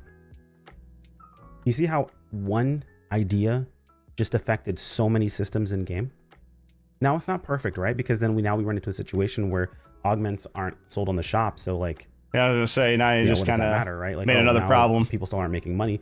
Money's only really needed for things like, AC scratches or creative space items or fashion. Sure, that is the trade-off. But think of it this way. Talking about augs being like balanced. Well, what I'm saying is like if you're getting these best in slot augs, even if they are not tradable, they're not going to want the tradable versions because they have something that's equivalent. That's how it works. Like if they get like a Magus Gladius Soul S that can't be traded, they're not going to get a Magus Gladius Soul normal version because they have the S already. Because it's the exact same thing. They might want one in a weird way because of a band deck, but that's a whole other fucking situation. But typically, that's how it would be. Because people would just have the S and like, oh yeah, I don't care about getting the normal. When you run into a situation where you're being given a currency consistently, right, for not really doing anything out of your way, and you're being shown different places to be, like, think of everything I just said, but imagine it was a cocoon, or it was a tower, or it was something else that a player is going to have to do once or twice. Imagine if it was one of those. Imagine if you queue for this, it's 4 of you guys that queue for this at a high level, and no one needs help with anything. No one is queuing at a lower level. So it just randomly tosses you into one of those areas and you get that as a reward. You now have been brought into a different piece of content that you wouldn't normally do, that is still worth your time to do because the currency that you get is still being used towards your endgame setup. And your endgame setup no longer is a part of the money system. So now it's devalued the need to farm money consistently, outside of if you want something like fashion or something else along those lines. I was gonna say, don't most people just farm them a setup for fashion? Am I fucking crazy? I feel like the majority of people farm it for fashion, not for upgrading. I feel like this is not a good solution. I'm trying to think of like what I would do instead with this. Like I said, I think like just going through the game, you just go through the story. Like I think that is fine. It is short enough. You go through, get your skill points. If the story was multiplayer, that wouldn't be terrible. If they changed it to be multiplayer, that would be nice. So if you have a friend also going through it at the same time, it could be cool to do it together. I want to be opposed to that. But I think just having a variety of quests at the end would be a much simpler solution and make more sense. Because if you make it so like you get every upgrade to the Studio Roulette system, it's kind of almost like you don't need the upgrades because everything is scaled. Everything is scaled to the level, so your stats are scaled down. And like all the zones, you'd be scaled down. So there'd be no point in upgrading again. Like you wouldn't need the upgrades because they're not doing anything for you. There would have to be content at the end that makes use of the upgrades. So I think having a duty roulette for LTQs would be good. And the LTQs could even be the previous content, just at a higher level, the current level, which I don't think should increase anymore. I think 100 is a good stopping point. It doesn't need to increase. There's pretty much no point. Just keep it as that. And have other permanent quests that aren't part of this roulette that kind of like scale in difficulty. So there's like this other quest that's kind of like the beginner thing where you just use freebie stuff and then one to the next until you get like this pinnacle thing that might be like a raid, for instance. Something that actually uses a lot of mechanics, has people communicate, for instance. That'd be like the pinnacle thing, and that's where you get like, you know, the best of the best stuff. You get cosmetics for completing it the first time, and you get, I don't know, shit to use. Another like interesting thing that they could do, because you know we have SG, right? And you know how he was talking about like a new currency? They could technically do a new currency, but kind of like Destiny's currency, where you can use it in the paid for shop, where you can use a, what the fuck is the currency called? It's been so long. Holy fuck. It's definitely a currency. Basically, oh, there it is. The Bright Dust. That's what I'm talking about. Maybe with NGS, for doing the higher content, you can get Bright Dust, which is used in the cosmetic shop of Destiny. So you can get a new currency like this, which is used for exclusive stuff. Maybe like a fresh finds thing, perhaps. Maybe it's used for like a fresh finds, which is kind of like what Destiny does. A rotating thing that gets changed every like week. So maybe they could use it for that. So you have to do the harder stuff to get the cosmetics that show up in there. I think that would be the best way to have reoccurring reason to do the harder stuff. Because eventually you'll just have the upgrades and then you have nowhere else to go. So it has to be something tied to like cosmetics. There's no other way. It has to be. Because what else are you going to spend your money on? What else are you going to use resources on? Or yeah, it could be used for AC Scratch vouchers. It's probably like knowing SEGA would take a lot though. But I think that is the best way of doing it. Making you do the hard content and getting some sort of equivalent to Bright Dust. Like SG can still exist, but it can't be used for whatever this new shop fresh finds thing would be. So you have to do the harder content. It forces you to upgrade if you want those items. And it has to be sick fucking items. It can't be like bullshit. It has to be actually good stuff. Cool looking things. Or it can be used for AC Scratch tickets, like Epsula said. And that's stuff that people definitely want. I think that's the only way to do it. So have a variety of content at the end point. Have some sort of roulette system for part of it. Have other permanent quests that have varying different kind of drops. And also have like a pinnacle raid like thing that maybe you do it once a week to get some sort of Bright Dust. Maybe all these quests can have that too. Like, you know, maybe some are daily tied, some are weekly tied. Or, you know, first time clear gives you a chunk, whatever.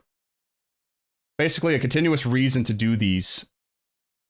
And then you can get AC tickets, you can get cosmetics, whatever. That isn't just getting more Maseta, getting more SG.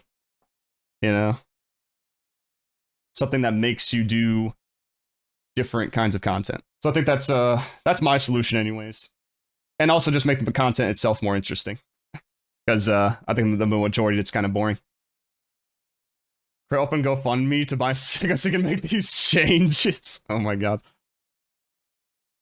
I mean, I don't think that's the solution for absolutely everything, but I think that would help a lot for how the gameplay feels, or the gameplay loop. And, I mean, I would also love to see changes with the classes, keep adding class skills, have more build variety. There's just a lot, but it would have to be, you know, of course, like slow over time, because, yeah.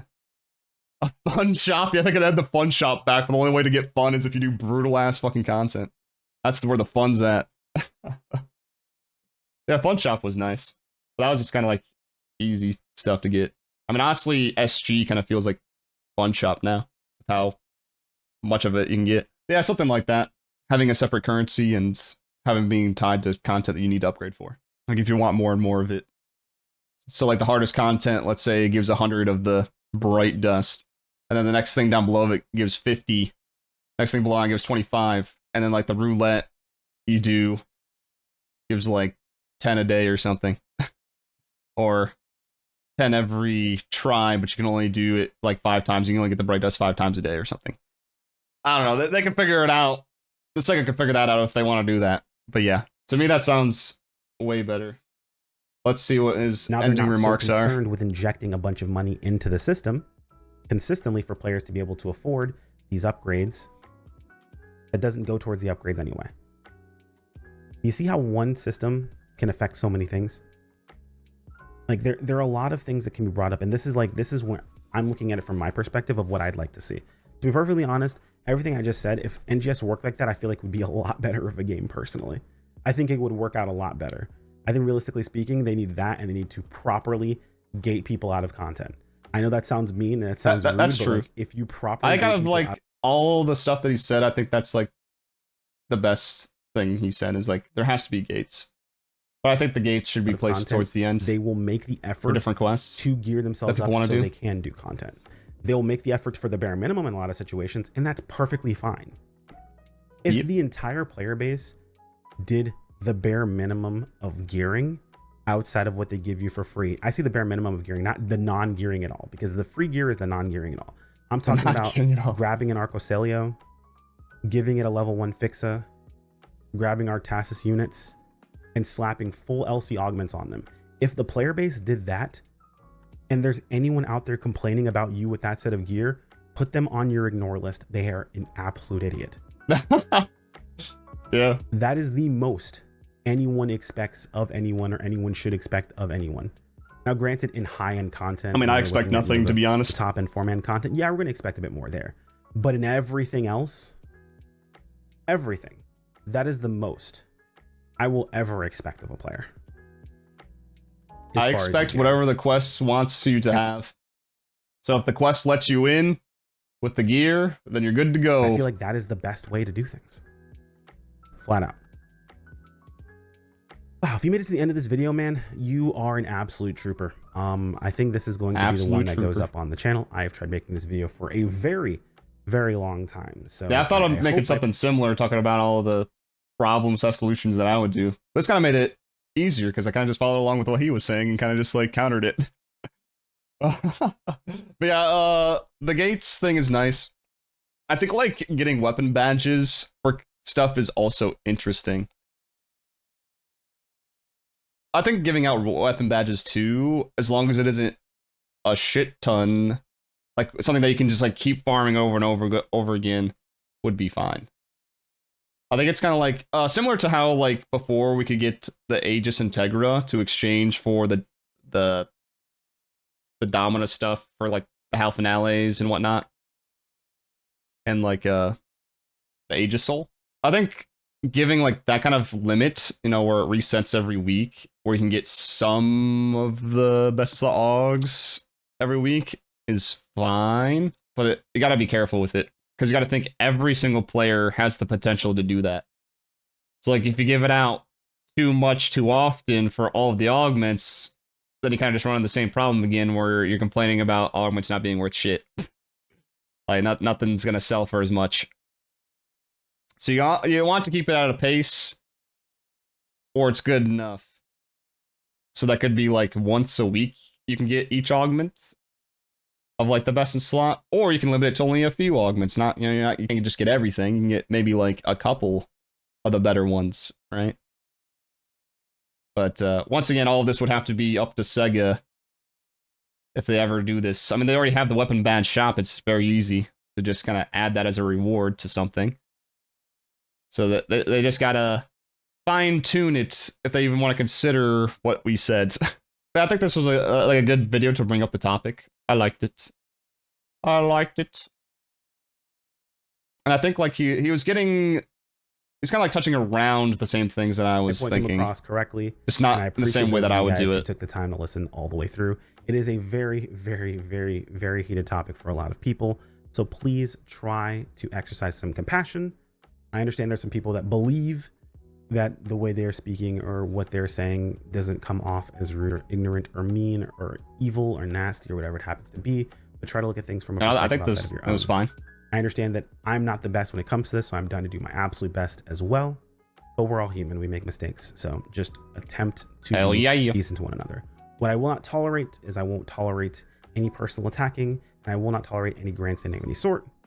So True. just letting you guys know that right now. My comment section isn't there for it.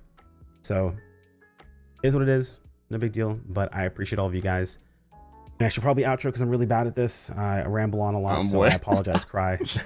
he's gonna get a good one. But either way, like if you enjoyed the video, subscribe if you want to keep up with more. As always, thank you to the channel members. You guys are fantastic, and I appreciate every single one of you. And I will see you all in the next video. All right, there it is. All right, so what do you guys think? Topic of conversation is heated. Oh yeah.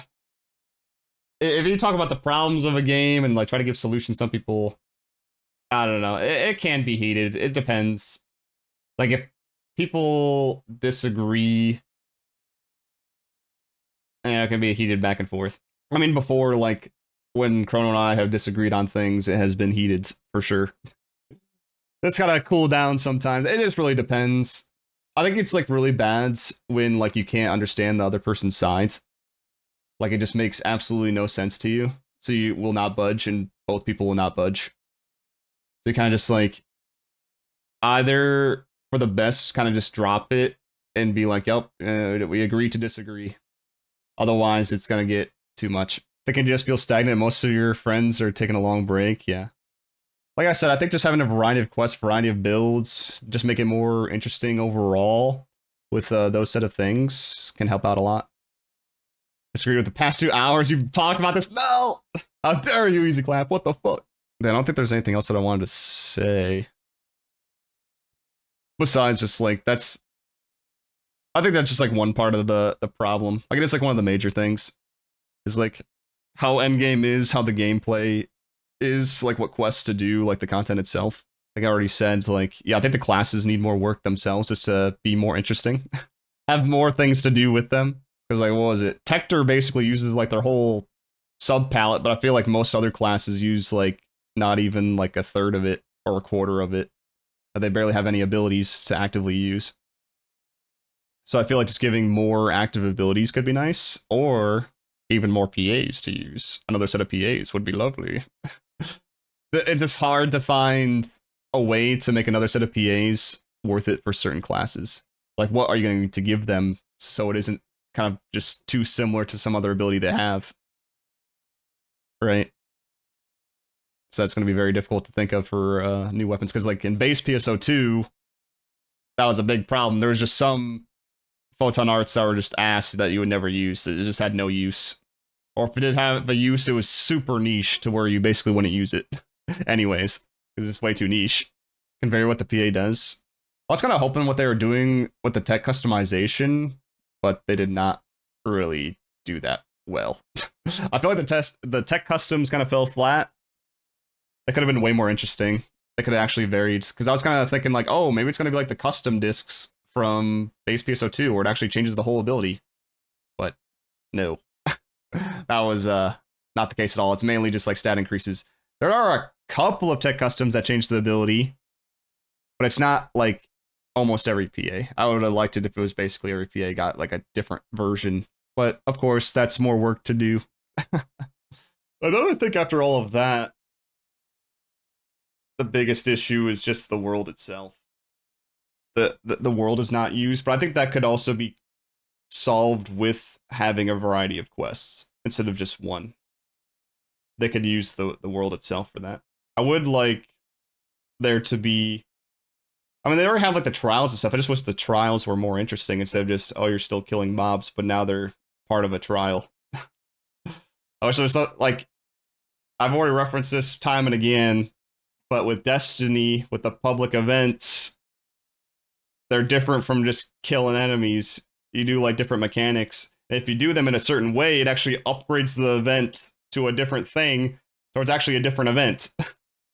But yeah, trigger UQs by doing exploration. Oh shit, crazy. There's like so many things that you could do. It's just some are, in my opinion, higher priority or matter more to making the game good. Some I think would have more impact. Turn the drill UQ into a public event. That, I mean, actually they could. That isn't a terrible idea. Making the mining rig a public event instead, or like a trial. But instead of protecting like 3 at a time, it's like 1. I guess you could still keep it 3. Just have it happen. Honestly, I feel like certain UQs it could work. Kind of like world bosses. Just having them appear. And they're like super fucking tanky crazy. You need like 32 people to kill it. That'd actually be pretty fucking cool. I mean, it'd basically be like Gigantics. Pretty much. But instead of just like re-flavored same thing, make it like a unique world boss. Instead of just, oh, a tankier fucking version of something I've already killed. That could be cool too. There's so many ideas. So many ideas. And it's all going to go to waste because SEGA's not going to listen to us. We're just global players